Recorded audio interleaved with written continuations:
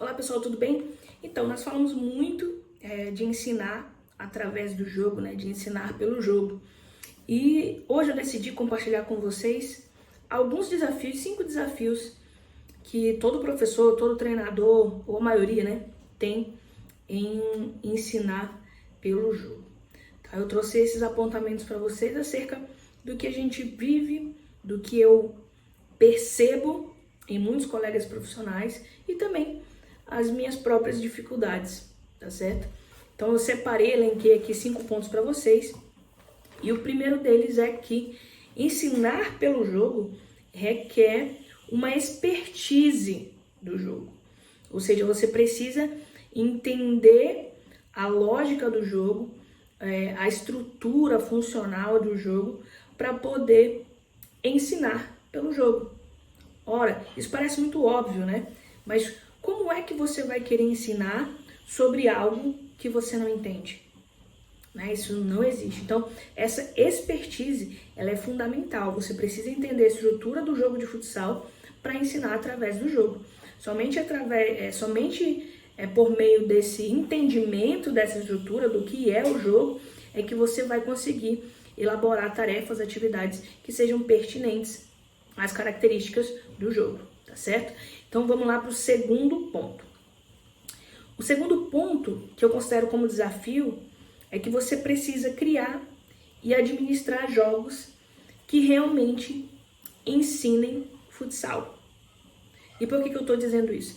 Porque eu vejo as pessoas às vezes se preocupando em elaborar atividades, criar atividades diferentes, criar atividades que chamem a atenção, atividades até que são divertidas, atividades que têm um cunho recreativo, mas estruturam essas atividades como se fossem atividades que ensinam o futsal, quando não é.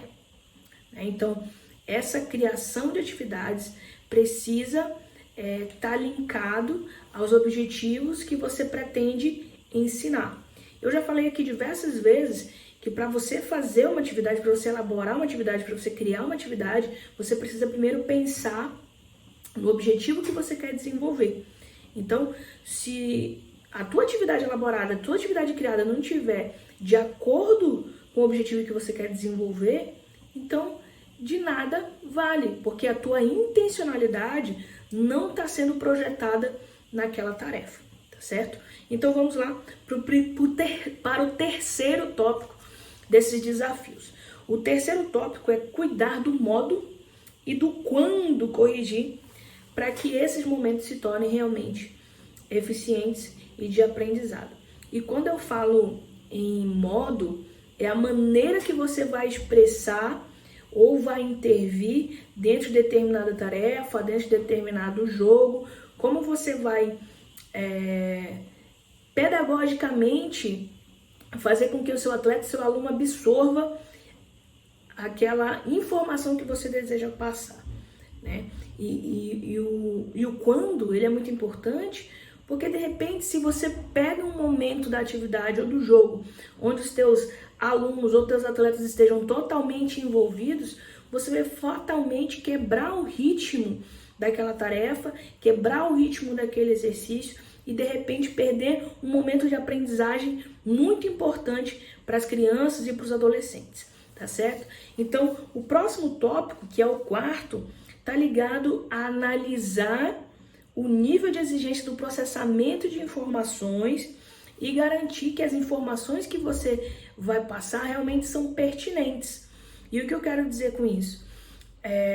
Se você trabalha com um grupo de crianças, um grupo de menores, crianças de, 7, 8 anos, você precisa analisar o tipo de informação que você vai passar. Primeiro, se essa informação está condizente com aquilo que eles conseguem absorver de fato dentro daquela faixa etária, dentro daquela maturidade que eles apresentam.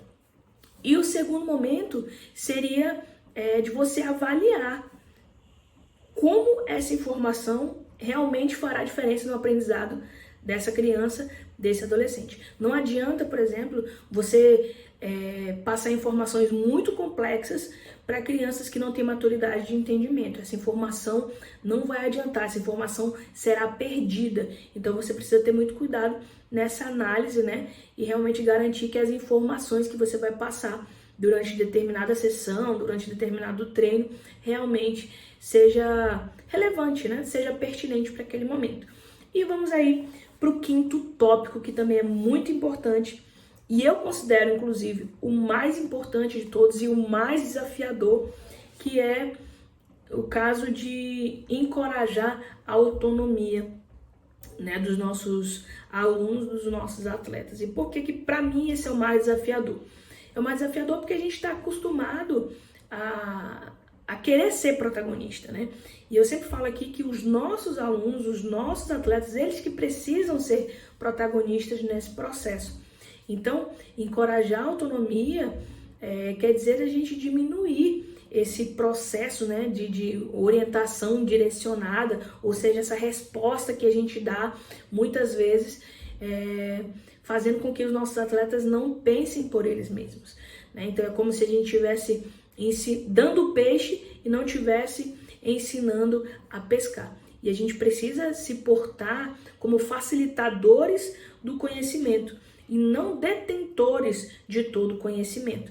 Então, para mim, o quinto tópico, que é o encorajar a autonomia, é o maior desafio que todo treinador, todo professor de iniciação tem quando trabalha aí com crianças e adolescentes.